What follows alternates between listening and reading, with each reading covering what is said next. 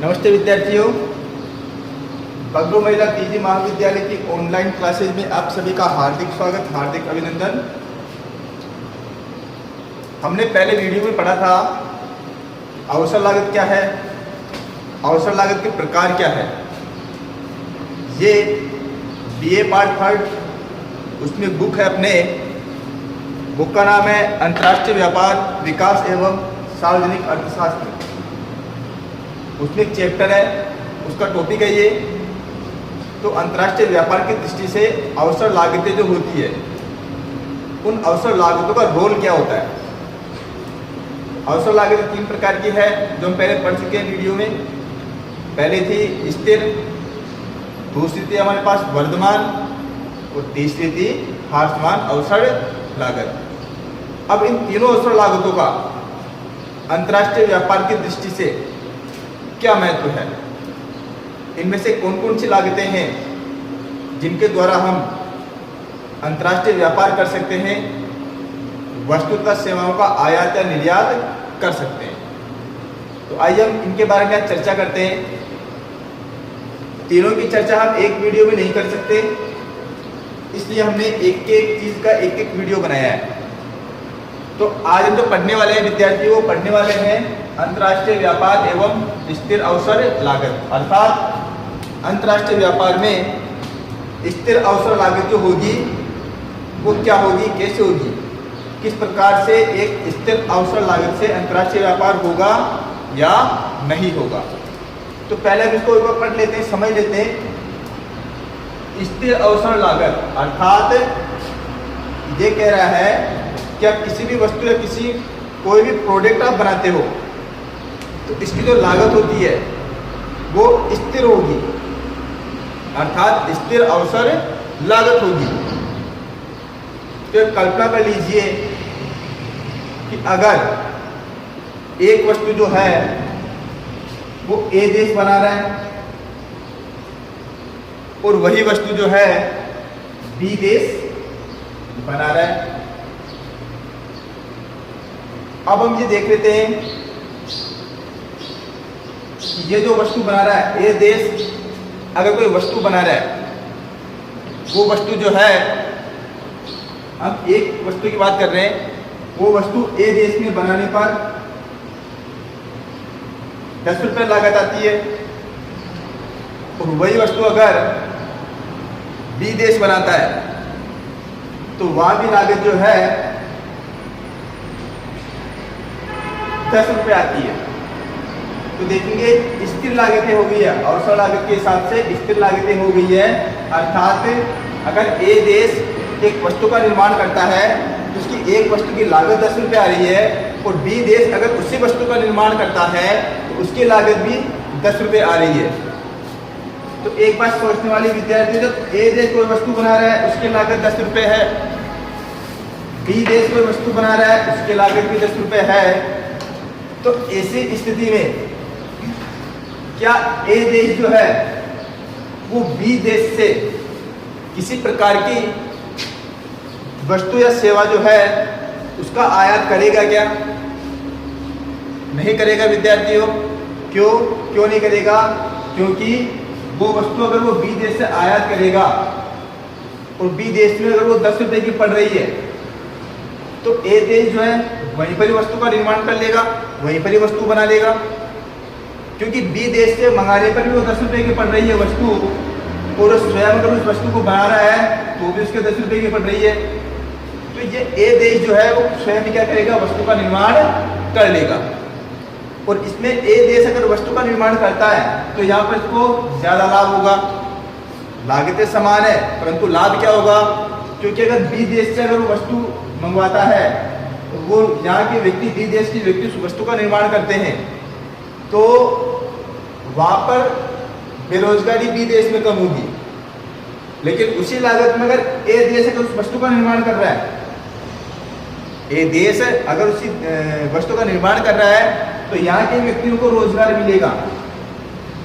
तो ए देश जो है वो बी देश से किसी भी प्रकार का व्यापार नहीं करेगा, वो किसी भी प्रकार की वस्तु को नहीं मंगवाएगा।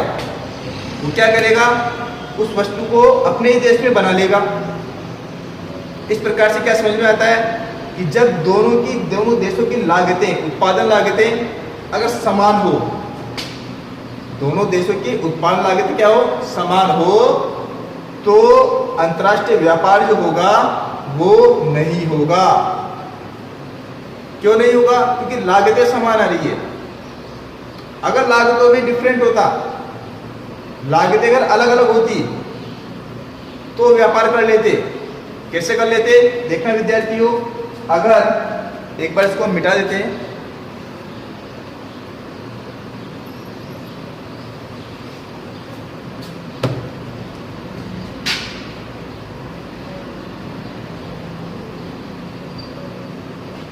यहाँ पर लागतें स्थिर है, इसलिए हम यहाँ पर स्थिर अवसर लागत कहेंगे। तो ऐसी स्थिति के अंदर अंतर्राष्ट्रीय व्यापार होना संभव नहीं है, क्योंकि लागतें वस्तुओं की समान आ रही है। लेकिन अगर ऐसा होता कि जो वस्तु ए देश में 10 रुपए की बन रही है, वो बी देश में उसकी लागत जो है 7 रुपए आ रही है, तो ऐसी स्थिति के अंदर हम क्या देखते हैं कि 7 रुपए की वस्तु आ रही है प्लस 1 रुपए से किराया लग जाएगा, आयात शुल्क जो होता है वो लग जाएगा। तो वस्तु मान लो कि 8 रुपए की पड़ने वाली है, इसकी लागत ए देश में आते आते 8 रुपए की पड़ने वाली है। और ए देश अगर इसी वस्तु को बनाता है तो 10 रुपए खर्च करने होते हैं उसी एक वस्तु के लिए। तो यहाँ पर ए देश जो है वो बी देश से वस्तुओं का आयात कर लेगा। क्यों कर लेगा? क्योंकि अब इस वाली स्थिति के अंदर ए देश और बी देश जो है उनकी वस्तु की जो लागत है वो भिन्न है, अलग अलग है। क्योंकि बी देश किसी वस्तु का निर्माण करता है तो 7 रुपए में कर लेता है, 1 रुपए तो अपनी किराया जोड़ा है, ठीक है विद्यार्थी। 7 रुपए वो क्या कर रहा है, निर्माण कर रहा है। और वही वस्तु अगर ए देश बनाता है तो 10 रुपए में बना रहा है।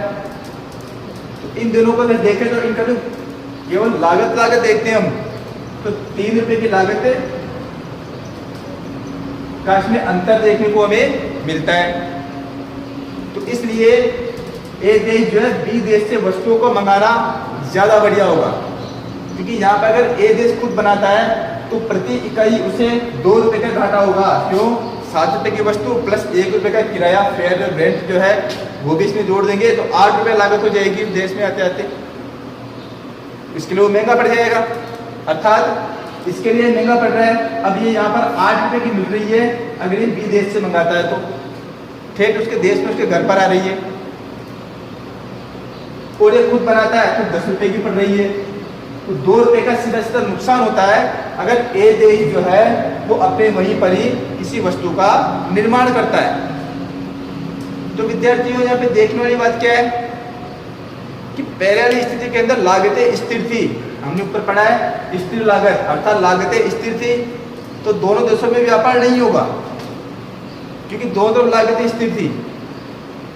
परंतु अगर लागतों में डिफरेंट है, लागतें अलग अलग है, एक की लागत ज्यादा एक की लागत कम है, तो ऐसी स्थिति के अंदर अंतर्राष्ट्रीय व्यापार का होना पॉसिबल है। क्योंकि कोई भी देश जो है अगर उस देश में उत्पादन कर रहा है और महंगा पड़ रहा है और अन्य देश से आयात कर रहा है, तो वहां पर अगर सस्ता पड़ रहा है तो वो क्या करेगा, बाहर के देश से मंगवा लेगा, वो वहां से आयात करवा लेगा। और अपने देश की वस्तुएं जो अपने देश में बनाने में सस्ती पड़ रही है और अन्य देश उसका उत्पादन करता है उसके लिए महंगी पड़ रही है, तो अपने देश की वस्तुओं को निर्यात कर देगा। देखो निर्यात कब करेगा, जब पहले अपने देश की जो व्यक्तियों की आवश्यकता की पूर्ति के बाद में कोई वस्तुएं बचती है तो उसको हम निर्यात कर सकते हैं। देखिए सबसे पहले हमारे देश की व्यक्तियों की आवश्यकताओं की पूर्ति होना जरूरी है। जब हमारे देश की व्यक्तियों की आवश्यकताओं की पूर्ति हो जाएगी उसके बाद में अतिरिक्त वस्तु हमारे पास रहती है तो हम उसका निर्यात कर सकते हैं। ठीक है विद्यार्थियों, इस प्रकार से आपको समझ में आ गया होगा कि हमारे पास अंतर्राष्ट्रीय व्यापार की स्थिति अगर देखते हैं, अंतर्राष्ट्रीय व्यापार में अगर अवसर लागत सिद्धांत को देखते हैं तो अवसर लागत सिद्धांत 3 प्रकार की, यहाँ पर अवसर लागतें 3 प्रकार की है, स्थिर, वर्तमान और हास्यमान अवसर लागतें। हम आज केवल स्थिर का पढ़ रहे हैं। स्थिर में हमको ये समझ में आ गया होगा अगर दो देशों के मध्य उत्पादन लागतें समान है, स्थिर है, तो ऐसी स्थिति में किसी भी प्रकार का अंतर्राष्ट्रीय व्यापार नहीं होगा। ठीक है विद्यार्थियों, एक बार देख लेते हैं हम हमने यहाँ पर कुछ लिखा है वो पढ़ लेते हैं हम। स्थिर अवसर लागत में अंतर्राष्ट्रीय व्यापार के भाग। तो अंतर्राष्ट्रीय व्यापार के भाग को अगर देखते हैं तो अंतर्राष्ट्रीय व्यापार जो है स्थिर अवसर लागत में दो प्रकार के हैं। कौन कौन से विद्यार्थियों? स्थिर अवसर लागत में दो प्रकार के हैं। वो पहला कौन सा है देखते हैं विद्यार्थियों। दो देशों के मध्य उत्पादन संभावना की ढाल समान हो, अर्थात जब दो देशों के मध्य, अब एक बात गौर से सुनना विद्यार्थियों, समझना इस चीज को कि उत्पादन की संभावना से हम ये पता लगाएंगे, उत्पादन की संभावना से हम पता लगाएंगे कि कौन से देश में अर्थात ए देश बी देश में जो वस्तुएं बन रही है उनकी लागतें समान है अथवा नहीं है। ये उत्पादन संभावना से हम पता लगाते हैं।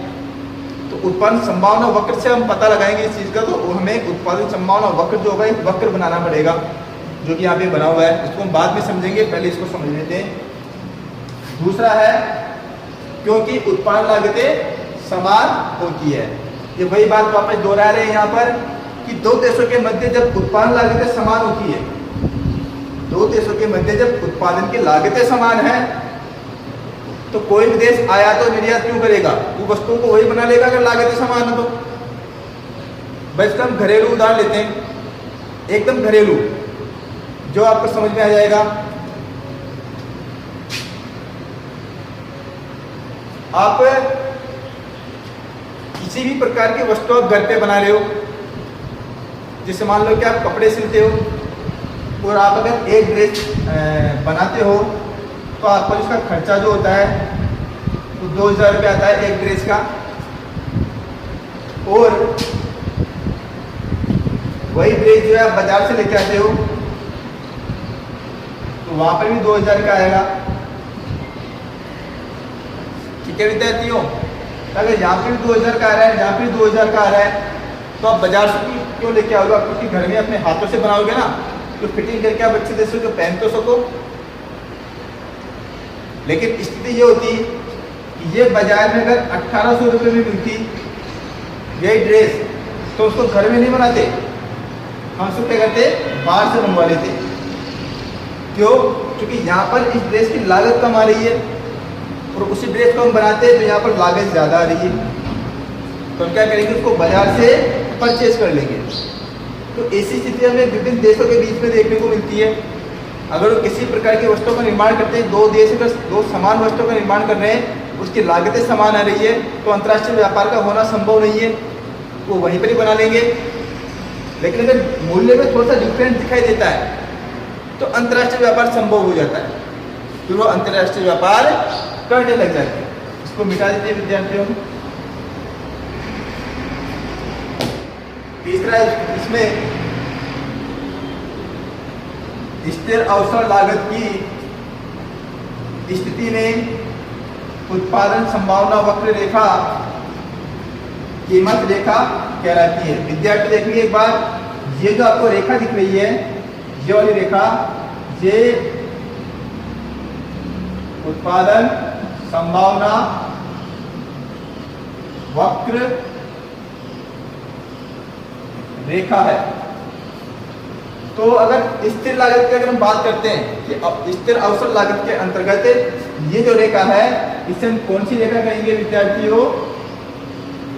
कीमत रेखा कहेंगे। ठीक है विद्यार्थियों, कौन सी रेखा कहेंगे इसको? हम कीमत रेखा कहेंगे। मैं यहाँ पे लिख देता हूँ, शायद आपको दिखाई न दे। इसको हम क्या कहेंगे विद्यार्थी? कीमत रेखा कहेंगे। तो चलिए अब ग्राफ की तरफ चलते हैं। ग्राफ की तरफ चलते हैं तो ग्राफ को हम देखते हैं कि एक तरफ ए देश है, तो ए देश जो है इसकी उत्पादन संभावना अर्थात इसकी जो कीमत रेखा है कौन सी देश की? ए देश की। तो ए देश की कीमत रेखा कौन सी है? ए और A1। उसी प्रकार से बी जो देश है, बी देश की कीमत रेखा क्या है? बी और B1। ये दोनों की क्या हो गई? कीमत रेखा हमारे पास हो गई है। ठीक है विद्यार्थियों, अब देखते हैं कि यहां पर हम देखें तो ये रेखाएं अर्थात B, B1, A और A1 ये किसी भी प्रकार से एक दूसरे को नहीं काटती। अगर ये रेखाएं एक दूसरे को यहाँ पर काट देती तो इसका मतलब ये हो जाता कि दोनों देशों के मध्य जिन वस्तुओं का उत्पादन जो हो रहा है उनकी लागतें अलग अलग है। परंतु ए देश जो है वो कपड़े का उत्पादन जो है ओ से लेके ए तक कर रहा है, ठीक है। और बी देश जो है वो अगर कपड़े का अगर उत्पादन देखे तो ओ से लेके बी तक कर रहा है।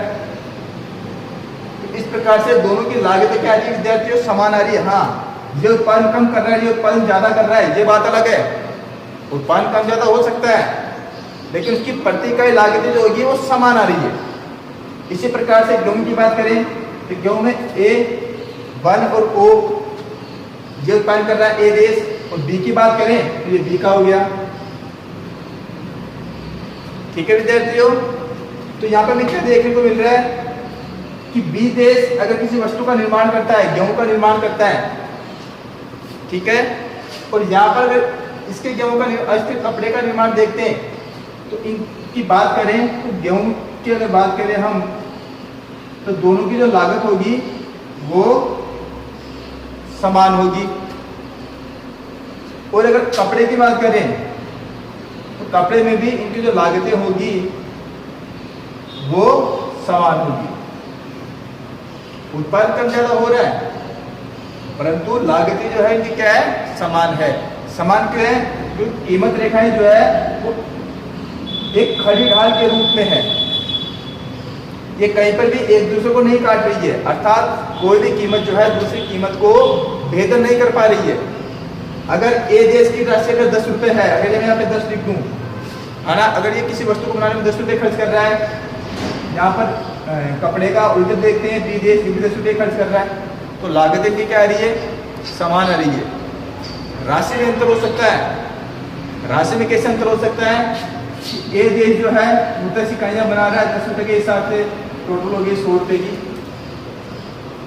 बी देश जो है वो भी 10 इकाइयां 20 इकाइयां बना रहा है 10 रुपए के हिसाब से, टोटल 200 रुपए हो गए।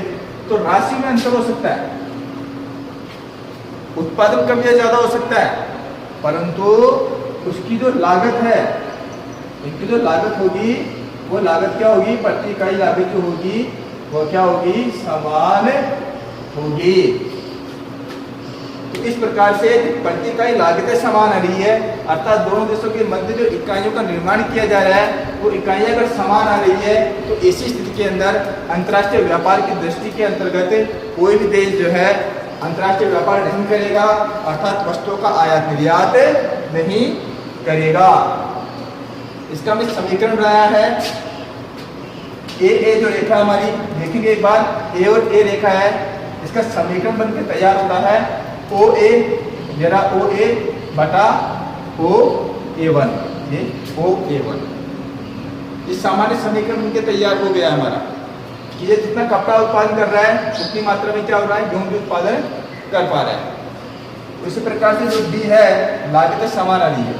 बी जो है ओ बी, कहाँ पर विद्यार्थी, ओ और बी जरा ओ और B upon O B one, इसकी लागतें जो होगी वो क्या आ रही है, समान आ रही है।